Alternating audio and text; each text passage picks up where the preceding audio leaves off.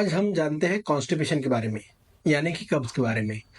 अगर आप सप्ताह में 3 से कम बार मल त्याग कर रहे हैं, इसका मतलब आप कब्ज़ की कैटेगरी में आ रहे हैं।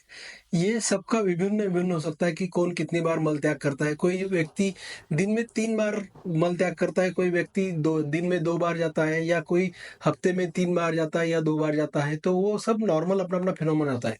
मगर आप अगर मल त्याग करते समय परेशानी महसूस कर रहे हैं या आपका मल सख्त है, मल पास करने में आपको तकलीफ हो रही है, उसमें से खून आ रहा है या फिर आपको ये महसूस होना कि आपका मल पूरी तरह से इंटेस्टाइन से पूरी खाली नहीं हुआ, तो आप कब्ज़ के परेशानी से गुज़र रहे हैं, ये समझ सकते हैं। तो इसके लिए हमें जानना है कि कब्ज़ क्या होता है, कॉन्स्टिपेशन क्या होता है, इसके बारे में आगे जानते हैं। नमस्कार, मैं डॉक्टर प्रभाकर जायभाई, त्रिमूर्ति होम्योपैथी ये मेरा यूट्यूब चैनल है, आप सभी का स्वागत है। तो अभी हम जानते हैं कब्ज़ के क्या कारण होते हैं, किस कारण से कॉन्स्टिपेशन होता है या कब्ज़ होता है। इसमें प्रमुख ये रहता है कि जब आप कुछ भी खाते हैं, अपन जब भोजन करते हैं, तो अपनी अन्न नलिका से अन्न की थैली में खाना पहुँचता है, भोजन पहुँचता है, अन्न थैली में उसको तोड़ने का काम करता है एसिड और जो टूटता है खाना, फिर वो आगे पास होता है अपनी छोटी अतड़ियों में।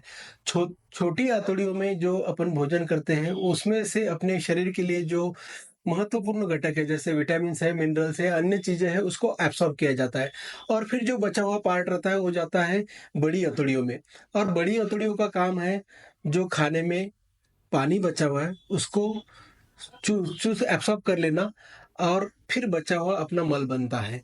अगर यही भोजन बड़ी आंतड़ियों में ज़्यादा दिन रहा या ज़्यादा देर तक रहा, तो उसमें से ज़्यादा पानी एब्सॉर्ब किया जाता है और आपका मल जो है, वो हार्ड बनता है, कठिन बनता है, बड़ी मात्रा में बनता है और उसे पास करने में तकलीफ होती है। तो वहाँ से कब्ज़ की शुरुआत हो जाती है। तो कब्ज़ के क्या-क्या कारण हो सकते हैं? जैसे कि खाने का सबसे बड़ा रीज़न होता है जो भोजन है अपना, ये एक तो अनियमित या अच्छी तरह से भोजन नहीं करना या फिर बाहर की चीज़ें ज़्यादा खाना या फिर जिसमें फाइबर हो, वो फाइबर की चीज़ें कम खाना, इस सब चीज़ों के कारण भी अपने को कब्ज़ होता है या पानी कम हो जाना। शरीर में पानी की कमी के कारण जो बड़ी अतड़ियों में पानी एब्सॉर्ब किया जाता है, वहाँ पे अगर पानी की कमी रही, तो वो अपना जो मल है वो सख्त हो जाता है, हार्ड हो जाता है, उसके कारण भी कब्ज़ होता है। या आपकी कोई आप कहीं ट्रैवलिंग कर रहे हैं या आपकी नींद पर्याप्त नहीं हो रही है या जब आप ऑफ़िस में बैठे हैं, किसी मीटिंग में बैठे हैं, आपको मल जाने की इच्छा हो रही है, अब आप उसको नहीं जा पा रहे हैं, आप रोक के रख रहे हैं। तो ये सब चीज़ों के कारण भी कब्ज़ होता है। जैसे आप अगर कोई व्यायाम नहीं कर रहे, आपकी जो हैबिट्स है, सेडेंटरी बैठने की आदतें हैं, आपके शरीर का व्यायाम नहीं हो रहा है, तो ये भी एक कब्ज़ का कारण हो जाता है, जिसके कारण अपने को कब्ज़ियत हो जाती है। या फिर आपको कोई अन्य बीमारियाँ हैं, जैसे थायराइड एक मेन है, जिसमें थायराइड के अगर हार्मोन सीक्रेट कम हो रहे हैं, तो इसमें भी मल त्याग में तकलीफ शुरू हो जाती है। या फिर गर्भावस्था है, गर्भावस्था में भी बहुत बार आप मल त्याग करने में तकलीफ महसूस करते हैं, कब्ज़ की शिकायत हो जाती है या फिर वृद्धावस्था है, जैसे ओल्ड एज में बहुत बार इंटेस्टिनल एक्टिविटी कम हो जाती है, उसके कारण भी आप कब्ज़ियत की तकलीफ महसूस करते हैं या फिर आप किसी चीज़ के लिए दवाई ले रहे हैं, एंटासिड्स खा रहे हैं या पेन किलर खा रहे हैं या बाकी किसी चीज़ों के लिए अगर आप दवा खा रहे हैं, तो उसके कारण भी कब्ज़ होता होता है। तो ये सब कारण हो गए कब्ज़ पैदा करने के।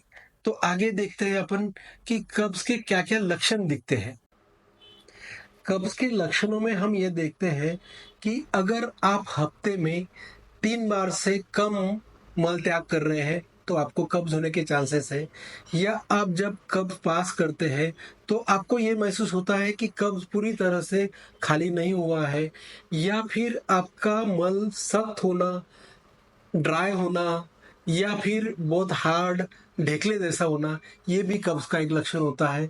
कब्ज़ जब पास करते हैं आप, उसमें दर्द होना, तनाव महसूस करना, दर्द की भावना रहना, ज़्यादा देर तक बैठना, ये सब कब्ज़ के लक्षण होते हैं। इसके साथ ही अगर आपके मल में खून जा रहा है, जब आप मल पास करते हैं तब उसमें खून जाना या फिर जब आप मल पास करते हैं तो गैस आ जाना या पेट में दर्द रहना, उल्टी होना या फिर आपका वज़न कम होना या फिर नौसिया होना, आपको अच्छा महसूस नहीं होना, ये सब आपके मल त्याग करने में तकलीफ महसूस करते हैं, तो इसी को हम कब्ज़ बोलते हैं। यही कब्ज़ के लक्षण होते हैं। कब्ज़ का निदान कैसे किया जाता है? ज़्यादातर हम हिस्ट्री पूछते हैं पेशेंट को कि ये तकलीफ कब से है, क्या प्रॉब्लम हो रही है, कितनी दिन से तकलीफ हो रही है, क्या-क्या लक्षण दिखाई दे रहे हैं। ये जानने के बाद हम पेशेंट को फिजिकली भी चेक करते हैं, उसका एब्डोमेन में फुलनेस है, गैसेस है, या फिर कई बार उसके गुदाद्वार से चेक भी करना पड़ता है। ये सब अपन फिजिकल लक्षणों से जानते हैं, या फिर हमको कई बार अन्य जाँचें करनी पड़ती हैं। जैसे कई बीमारियाँ हैं, जैसे थायराइड है, तो थायराइड का खून का टेस्ट किया जाता है, या कई ट्यूमर मार्कर है, वो भी चेक किए जाते हैं। एक तो खून की जाँच की जाती है, या फिर अपने को कोलोनोस्कोपी करना पड़ता है। जैसे गुदद्वार की मार्ग से कैमरा डाल के हम चेक करते हैं कि उसमें कहीं कोई ग्रोथ है, या फिर उसमें कहीं अड़चन है, अतड़े कम कॉन्ट्रैक्ट हो रहे हैं। ये सब चीज़ें करके भी हम कब्ज़ को डायग्नोज़ कर सकते हैं। तो इसी तरह हम कब्ज़ का निदान करते हैं। कब्ज़ का हम कैसे उपचार करते हैं, या कब्ज़ को ठीक करने में के लिए हमें क्या करना चाहिए? सबसे पहले तो अपने आहार में, भोजन में बदलाव लाना, या फिर शारीरिक गतिविधि यानी कि व्यायाम को बढ़ाना, ये सबसे आसान तरीका है अपने कब्ज़ को रोकने का। तो इसमें क्या करना चाहिए? फाइबर युक्त खाना खाना चाहिए। फाइबर युक्त खाना काहे में रहता है? मोस्ट ऑफ द वेजिटेबल जो रहते हैं या फल रहते हैं, इसमें ज़्यादा से ज़्यादा फाइबर रहते हैं। फाइबर का क्या फ़ायदा होता है? फाइबर 2 प्रकार के होते हैं, जो एक पानी के साथ घुल-मिलता है, दूसरा घुल-मिलता नहीं है। अगर ये पानी में घुलने-मिलने वाला फाइबर रहा, तो ये जेली टाइप अ, तैयार करता है, जिसके कारण जब हम मल पास करते हैं तो वहाँ से अपने को कठिनाई नहीं होती। इसलिए फाइबर का सेवन ज़्यादा करना चाहिए। फाइबर के सेवन के लिए हरी सब्जियाँ, हर प्रकार का फ्रूट आप खा सकते हैं, जिसमें पपाया हो गया, पत्ता गोभी हो गई, या हर प्रकार की हरी सब्जियाँ हो गई। ये सब चीज़ें बहुत फ़ायदेमंद रहती है, आपको मल त्याग में तकलीफ ना हो, इसीलिए कब्ज़ को कम करने के लिए। और सबसे ज़्यादा महत्वपूर्ण है, पानी की मात्रा बनाए रखें। पानी ज़्यादा से ज़्यादा पिएँ। जहाँ ठंडी का मौसम है, 2 लीटर पानी सफिशिएंट होता है, या 2 से 3 लीटर होता है। मगर गर्मी का अगर मौसम है, आपको 3 से 4 लीटर पानी या उससे भी ज़्यादा पानी का सेवन करना बहुत ज़रूरी है। और इसके साथ इम्पोर्टेंट है, आपको एक्सरसाइज करना है। एक्सरसाइज में कोई भी प्रकार की एक्सरसाइज कर सकते हैं। आप चल सकते हैं, दौड़ सकते हैं, या फिर साइक्लिंग कर सकते हैं, आप स्विमिंग, तैरना भी कर सकते हैं, या अन्य प्रकार के प्राणायाम, आसन कुछ भी करके आप 30 या 45 मिनट तक एक्सरसाइज कर सकते हैं। ये बहुत ज़रूरी है अपने कब्ज़ को कम करने के लिए, काबू में करने के लिए। इसके साथ-साथ हमने डाइट में कच्ची सब्जियों का तो देख लिया, मगर हम जो नॉन-वेज फूड खाते हैं, जैसे कि एनिमल फूड होते हैं, रेड मीट होता है या मांस होता है, इसमें फाइबर की बहुत कमी होती है। जैसे प्रोटीन हो गया, या प्रोटीन नहीं, जैसे कि इसमें पनीर खाते हैं अपन या एग खाते हैं, इसमें पानी की मात्रा कम रहती है, इसके कारण भी अपने को कब्ज़ होता है। तो जो एनिमल प्रोडक्ट है उसको कम खाएँ, हरी सब्जियों को ज़्यादा खाएँ, ताकि आपको कब्ज़ियत में कमी आए और कब्ज़ कम रहे। इसके साथ-साथ जब भी आपको मल त्याग करने की इच्छा होती है, तो उसको रोकिए नहीं। क्योंकि मल त्याग नहीं करेंगे, रोक के रखेंगे, तो जो कॉन्ट्रैक्टर है वो बना रहेगा, और ज़्यादा मल बड़ी आंतोड़ में रहेगा तो पानी उसमें से ज़्यादा अब्सॉर्ब किया जाएगा, तो मल सख्त हो जाएगा। इसलिए जब भी आपकी इच्छा होती है तब जाना चाहिए। इसके बावजूद मल त्याग करने के समय जो अपनी आसन है, जो इंडियन स्टाइल है, जो इंडियन स्टाइल अपन बैठते थे, वो सबसे अच्छा होता है। उसमें अपनी जो दोनों टाँगें हैं वो पेट की तरफ जब आती है, तो पेट पे प्रेशर बनता है, और वो पोज़ीशन में सबसे अच्छा मल त्याग होता है। ये सब करने से भी मल त्याग करने में फ़ायदा होता है, कब्ज़ियत में अपने को राहत मिलती है, या फिर अपने को फाइबर युक्त खाना, या फिर जैसे कि कॉफ़ी हो गया, शराब हो गया, ज़्यादा बाहर की मैदे की चीज़ हो गई, ये सब चीज़ों को अवॉइड करना भी अपने कब्ज़ियत के लिए फ़ायदे का होता है।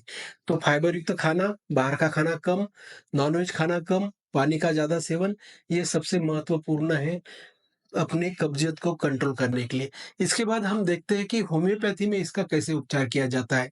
अगर ये तकलीफ़ आपको कई सालों से है, बहुत दिनों से आप चूर्ण ले रहे हैं, बहुत दिनों से आप दवा-गोली खा रहे हैं, आपके कब्ज़ में या आपके मल में खून जा रहा है, बहुत तकलीफ़ हो रही है, तो आपको होम्योपैथिक दवा इसमें बहुत कारगर है। होम्योपैथिक दवा कैसे दी जाती है?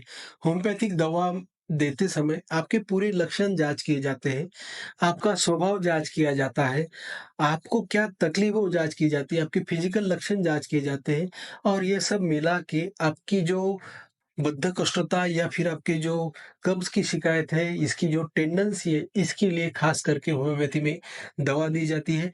इसके लिए अगर कब्ज़ से आप बहुत ज़्यादा परेशान हैं, आप बहुत दिनों से दवा-गोली खा रहे हैं, तो जाइए होम्योपैथिक डॉक्टर से मिलिए, उनसे सलाह कीजिए और होम्योपैथिक दवा लीजिए।